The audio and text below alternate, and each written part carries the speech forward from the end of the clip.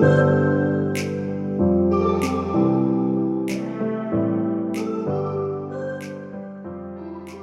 Scott and I, years ago, we went to the Big Apple Con, 15 years ago now, Scott, or so.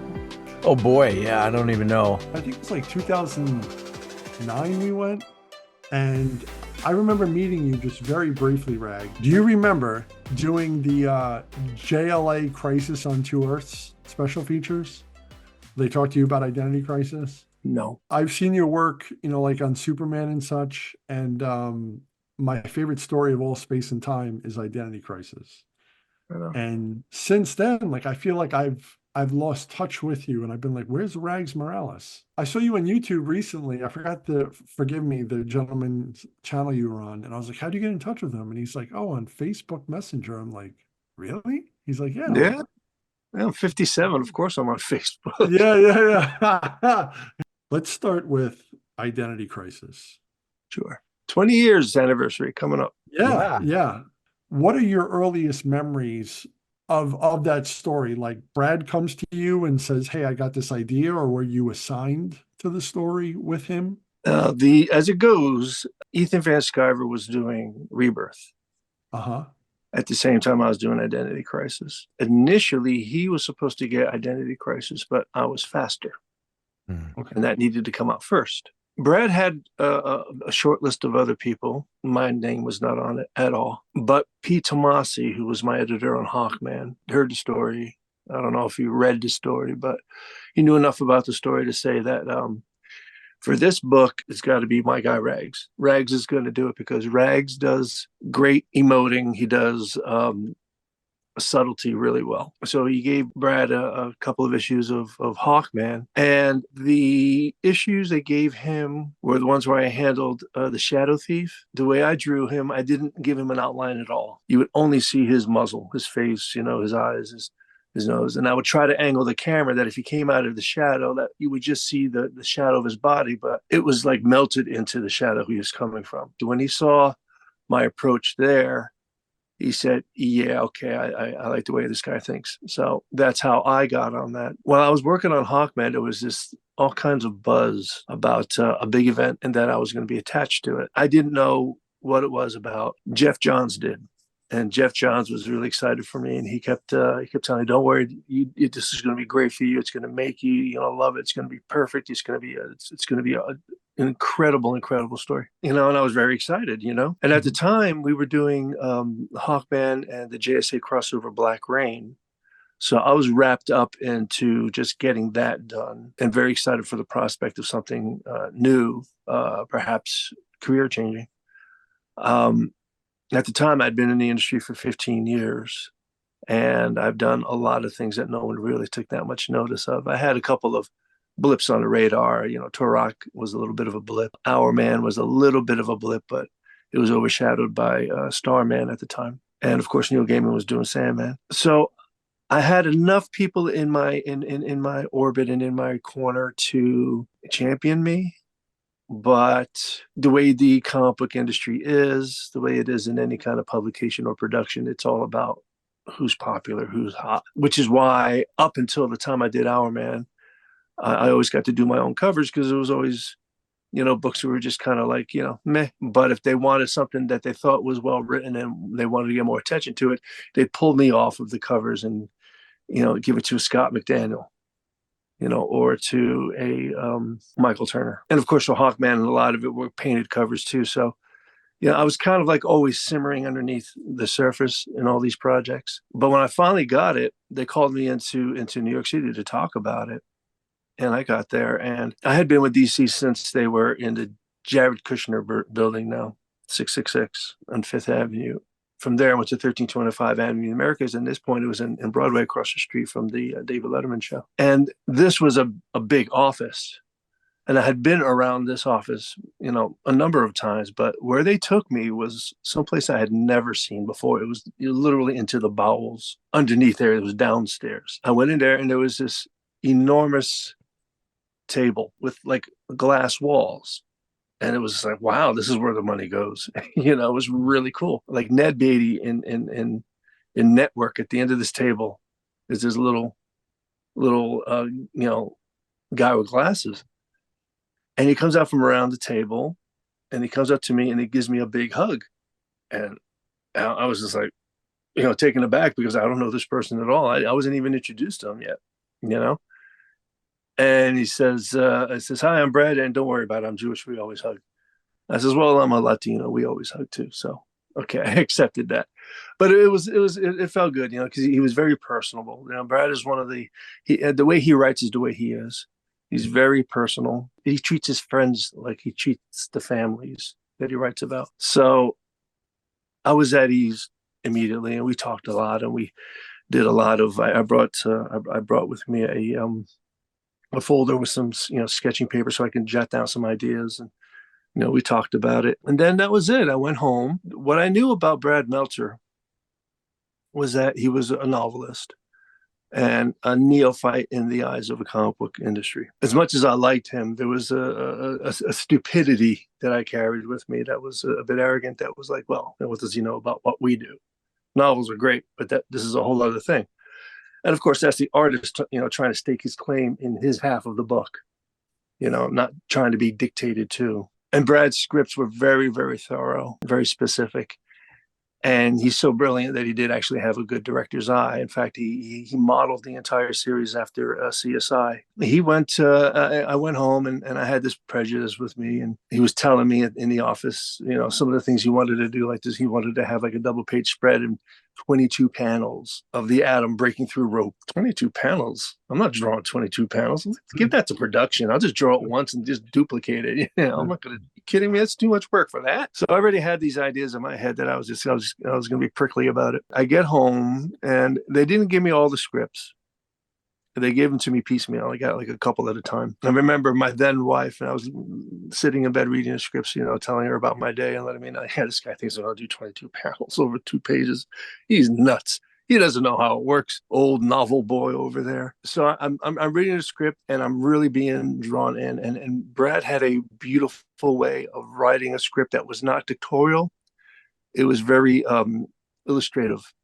In fact, you'll see it in the 20th anniversary edition. They actually have a lot of my thumbnails that I did juxtaposed next to the scripts. So you actually see it as we were producing it. That's pretty cool. Yeah. And I think that comes out in June. Brad just had this way of delivering things that weren't, it's when you're a kid and you're playing with another kid, it says, hey, you do this and I'll do this and you do this and I'll do this. He went away. He would just like tell the story. And it really enthralled me. So here I am reading the script. I get to the rape scene. And now I'm getting angry. Never really was that invested in Elongated Man or Sue Dibney. I didn't read a lot of them back in the 80s. But he had a way of really just pacing and drawing you in and really showing you the beauty of a human being. And then the rape scene, I was so mad. And I realize I'm sweating and I'm clutching this script in my hands. I catch myself. This is brilliant. I says, if he wants 22 panels over 2 pages, I'll give him his 22 panels over 2 pages. And he thought I was going to duplicate from. I did each and every individual panel because he inspired that kind of approach to it. You say that in the director's, quote unquote, director's commentary in the back of the collected edition. Right. Where both you and he have comments, and I was looking at this prior. You said, just got done telling my wife that the script was too dictating and there were just too many panels per page. And how's this Meltzer guy? He's killing me. Then boom, I read issue 2 and I never complained again. It was at that moment where I left my professional hat behind me and became a fan, not only of the script, but of his craftsmanship. Yeah, it was just so well done, and it was so well paced. That book could have drawn itself. There was a couple of times where I had an idea and I would interject and I would call him. And this is back in the days of fax machines, so I would draw it and fax him the idea. And he just, he would, like, when Ralph Dibney's holding Sue, he wanted a direct down shot. Shawshank Redemption, right? As I'm jotting it down and thinking about it, all I was getting was, I wasn't getting anything else out of it. I says, maybe if I just tilt the horizon, just kind of like drop it a little bit so it's not so straight up and down. not so isometric, and just drop the horizon so that it's off panel, high off panel, but enough that you can actually get more of an angle I could work with. And then I realized that yeah, he's holding her, and I realized that if I could just change the angle so that I can get him trying to stretch as if he's trying to pull her back to life, but he can't. And I could just put that angst in his face. I think I could really sell the moment. And luckily for me, you know, when I showed him the thumbnail, he said, "Yeah, it's great. Go for it." You know, so he was not that, you know, totalitarian that he couldn't see a good idea. You know, he had his idea, and I tried to work with it. And if it didn't work for me, I'd try to do something else. And we talked about it, and it was like maybe 3, 4 times in the whole 7 issue. One of the other times apparently that you called out was when Dr. Light remembers. Yeah, yeah, Tell yeah. us about that. He wanted Please. he wanted me to hand in a blank sheet of paper. Uh-huh. You know, and he says this is going to be the easiest payday of your life. Yeah. And and I and I can't looked find at the big one, but hopefully yeah, you could well, see a little bit where the lighting isn't great, but see how there's just like the the faintest, shadow of, yeah, you know, right, the character. There we go. That's exactly. better. Yeah. And the first thing that popped in my head when I read that was back when I was working with Valiant, and it was this big deal about I think it was, I don't know if it was issue 10 or issue 0 of Solar, and Barry Windsor Smith handed in a black cover, just black. He just took his ink and just blacked the whole thing. You know, it was like, you know, the first thing you think of is like AC/DC Back in Black. My head's on fire. Or the Beatles, the White Album, you know? And it was so avant-garde and so interesting. And they were just crowing about it. So here I am just saying, yeah, but at least he put ink on that, you know? Yeah. So that's They just want paper white. Brad just wanted me to hand in a white piece of paper, and I was like, yeah, I can't, I just can't do that. I says, Brad, we're talking about ethics here, so let me just at least give a faint. You know, we could just knock it out in color. Just we'll tell. Didio or Levitz No, or no, no. My colorist, Sinclair, Alex Sinclair. They said, yeah, we'll just have Alex. We'll do what they call a knockout. You know, just take out the lines, have it, just knock it out in color and make it faint enough to see, but get the point of the white paper across. That's what we did. And again, it was just a brilliant moment. It was one of those things where, you look at Watchmen. One of the things about the Watchmen was the way Dave Gibbons would pace, and I'm sure Alan Moore had a lot to do with this as well. But he would pace these panels very much in the Jack Kirby grid pattern. Very static, very 1, 2, 3, 1, 2, 3, 1, 2, 3, and then you would turn the page, and then there's Dr. Manhattan, just huge, and all of a sudden it just knocks you in the face. So it would just come out of nowhere, just like, because you're so used to this pacing, and all of a sudden you turn the page. So I was like, oh, so that's what he's trying to do here. I was rereading issue 1 last night in the Absolute Edition. This is my preferred version also. I was just like, wow, this story, it just grips you. And your art, man, your art is amazing. There's the picture of the fella where there's the 2 guys and he teleports. It was both. I forgot who was talking to him on the phone, and he's like this up against the steering wheel, like, and just the look of angst. And how many of us haven't done that, at some point, been there, whether we're at a red light or we got something on our mind, or something's distressing us. I felt like you captured that perfectly. You captured a lot of things perfectly, but that one stood out to me. I wanted to ask you about this. So two things. When I first got this book, I was just like, oh, cool. But I remember I mentioned to Scott a while ago. I'm like, hey, it occurs to me, look, Ralph Dibny's in the middle looking down. These heroes all look kind of suspect, right? Like a peak of shame. And then here's the main heroes going off like dashing as they always do. Right. And it's like you did that on purpose, Yeah. to give a foregleam of what was to come, or having read the book, if you took the time to notice, you could see the weight of the story in the cover. And I thought that was so slick and ingenious. Thank you. Thank you. Did you come up with that yourself, or was it like, hey, Yeah. They said they need a wraparound cover and that they needed something in the binding because it was going to be thick. I thought about it and it just hit me. So I just put Ralph in the middle, and then split the two versions of the Justice League. Awesome. I was like, wow, this is so ingenious. And I'm sorry it took me so long to notice. So my favorite part is the piece of paper floating by says "Protect yourself."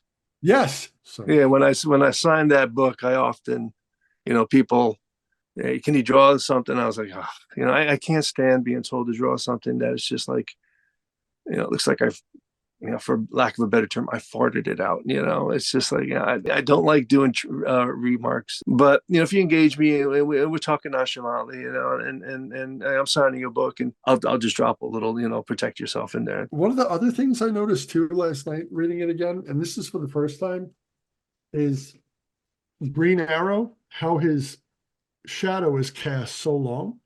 Mm-hmm. And I was like, was that a conscious decision to foregleam like the weight of responsibility of him carrying the story, or was that just something Brad put in the story? No, when you've got a panel, it's a long panel on the left. You have to go up to the top. You just do something to draw you up. The shadow's drawing up toward the door.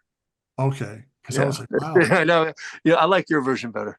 No, yeah. I like Well, now it you better. have one. Now you have it, the official one, right? I'll use that next time. Thank you. It's a wave. It's a giant wave. Brad's idea to bring his cap down all the time, so there's always this cast shadow. There was only one flub, and I think it's during the funeral scene, and Alex said he was going to fix it for the final edition. He never did, but I pointed out that what he thought was part of the mask was just a downcast shadow from the bill that went over his nose, like here and here and here, and his diamond, mask was still up there. And he goes, "Oh, I'm sorry." It was like one of those things.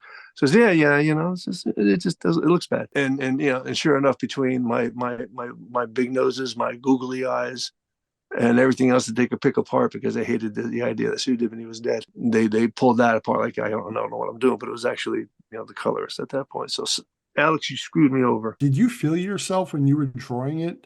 Like, hey, I'm really into something here, or were you just, mind of getting the job done and whatnot? Up to that point, the latter was the truth. But I hear a lot of artists talk about, I just couldn't believe I put Batman at the top of the page. And that may be true. I don't want to take anything away. There is a certain amount of feeding your inner child. To me, it's feeding arrogance, because I'm saying this is what I always thought about the character. Now I'm going to finally make you see it. Up to that point, it's just, you get a script, you have a deadline, you read the script, you try to come up with everything in your head that you want to do. You weed out the superfluous stuff, and then you try to keep to the point. It's work.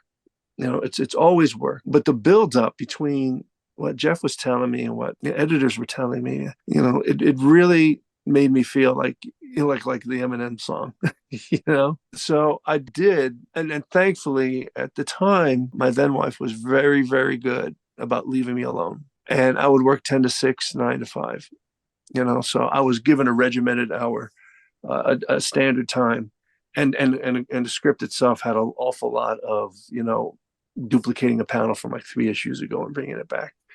So there was a lot of little bits like that helped me stay on top of it. And that kind of gave me enough leeway to do the kind of thing. In my mind, the perfect project is I get all this time in the world to use my lead time to do like all this prep work, all the thumbnail work, building models, lighting them, making little clay sculptures of the faces and turning it and lighting it and doing all this and drawing that, this whole, artiste, way of going about it. And I got some of it in there. I did use a lot of referencing, and they were very good about getting me reference of characters and scenarios and buildings and certain things like that. Mike Carlin was really good editor. He's very much on top of that kind of thing. But I would use Gina Davis and John Hurt and Johnny Depp. It didn't have to be anybody that was current. It could have been someone who was dead, could have been a sports figure, could have been a political figure, anything.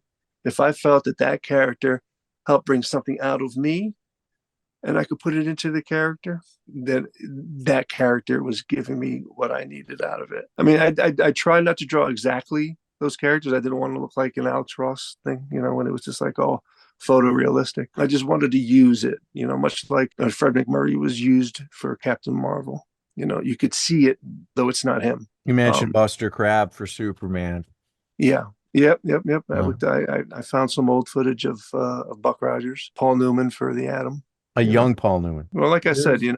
it was well structured in the script. It was well structured in the referencing from the editor. It was all just a perfect storm. I had the Yeah. right partner. So editor, script, music, partner, all these things came perfect for me, and I was able to draw on a level that I hadn't up until that point. It seemed like you were just, a little pinch of this, a little pinch of that, like you were feeling it and feeling yourself when you drew this. In June, I believe it's in June, when the new Identity Crisis 20th anniversary edition comes out, and so much of color of art now, because of coloring, because of the computer coloring, um, is left wide open, with very little interjection with light source and things like that. And I always try to stage my stuff. I always try to make it look like, there's a stage and there's lighting, there's floor lighting and lighting from whatever direction, and I try to add that to the emotion of a piece.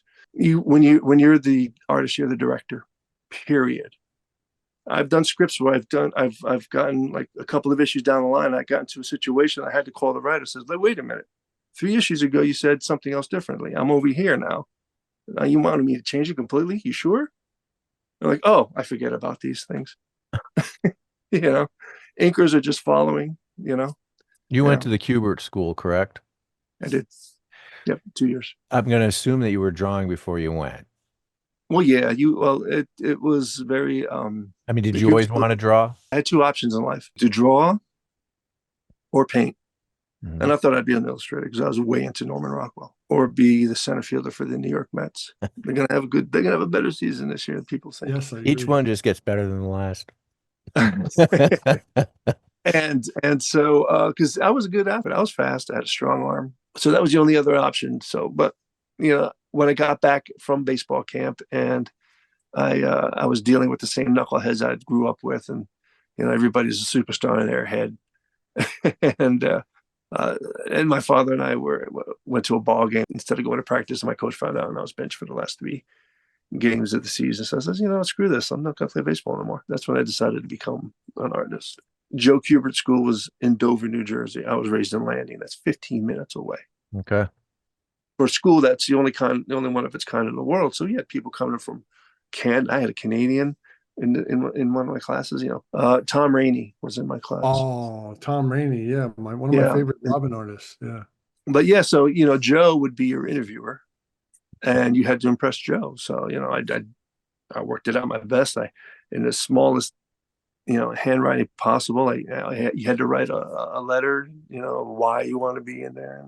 And that if I was going to make it into a job, I knew that it was going to be something that was going to take more discipline than I had at the time. That's basically how I went. And Joe, liked my work. He said I was a little bit all over the place, but going there, the first thing they do, because Joe's an old Army guy, Sergeant Rock wasn't just a comic book he drew. It was a lifestyle he lived. He was in the Army. And he gave us a couple of, Army tropes. He got us into the audience, and he said, all right, look to your left, look to your right. All right. That guy's not going to be here at the end of 3 years, this, that, and the other thing. And the first thing he did was, like they do in the Army, was strip you down of everything you think you know and start you all over. Learning how to brush your teeth, learning how to tie a shoe, learning how to dismantle the gun. And that's what Joe did. So everything, and we started right from things that we thought were beneath us or behind us. We started all over again. And it was a process of building up and applying everything we knew to everything we were getting from other classes. So, this class was teaching architectural drawing or not anatomical illustration.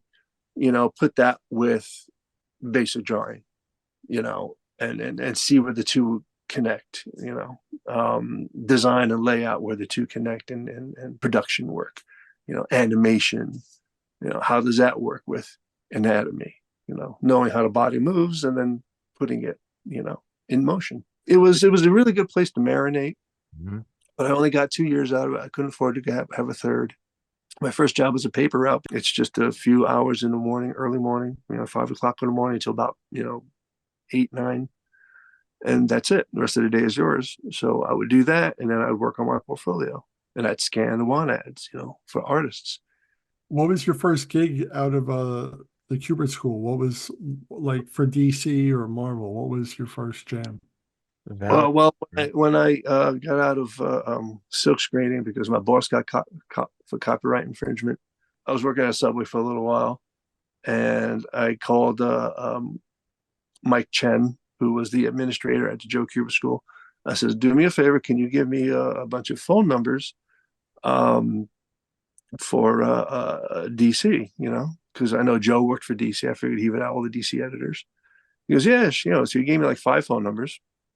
And one by one, I called them, and I says, "Hi, you know, Joe Kubert, student. I'd like to, you know, show you my work if you're available." Sure. And I got one to commit. Then I call the next one and says, "Hey, I'm going to be there on Tuesday, showing off my stuff to Joey Cavalieri. If you're available, I'd love to show you my work." "Yeah, sure. Come on in."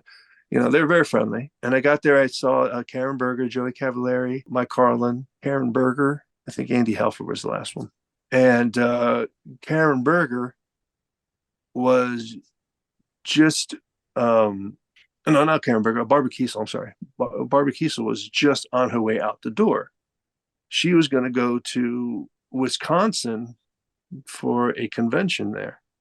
She says, and she couldn't see me. She goes, "But you know, you come back. I'll be back in a couple of weeks. Just come back and I'll show you and we'll work out." I said, "Okay." Where she was going was to talk to the TSR people, because at the time, and if you know anything about the history of Joe Kubert and the students, a lot of us cut our teeth on TSR products. Jan Dursema was doing Advanced Dungeons and Dragons. Ron Randall, another Kubert student, was doing Dragonlance. Bissett and those guys, you know, the earlier guys, they did a lot of TSR work.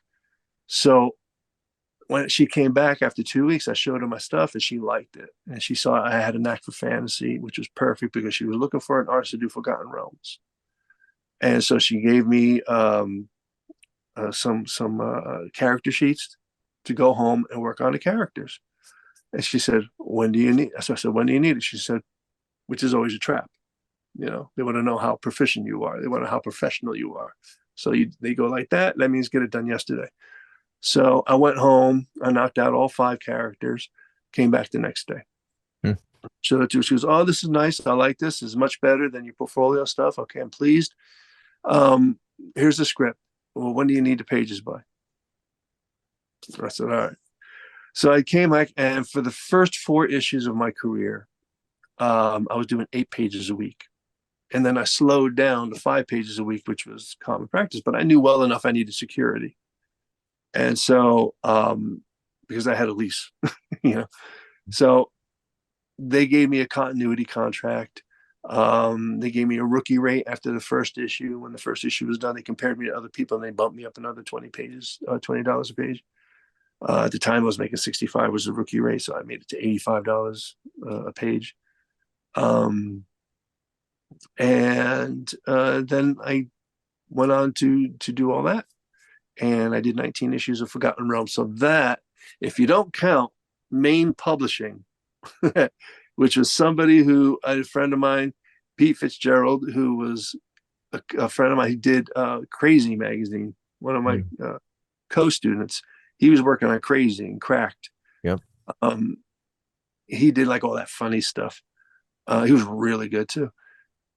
He knew a friend of his from Connecticut, because he was from Connecticut. It was Jim Maine, and he had Maine Publishing. Looked for an artist to do some pages of Captain Action.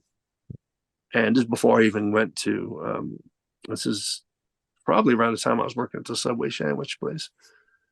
And so I did 3 pages of Captain Action. Whether they came in you know, if you know, they came into publication, I don't know if it was in print, whatever. All I knew is that a hell of a time trying to get paid for $25 a page. Oh boy. If I could afford to starve a little bit, I have some passion project I want to do, and you know, something that's a bit more mainstream, you know, that I wanted to do. It's actually an idea I had for the Viking Prince that I tried to show to Dan DiDio, but you know, right off the bat he said no. He didn't even look at it. He said no. I said, but this is really cool. No. They said, Like a Prince doesn't work. I was like, "All right, well." So I kind of sat back at it and I kind of let it marinate, and so I have something along those lines that I think would like to do.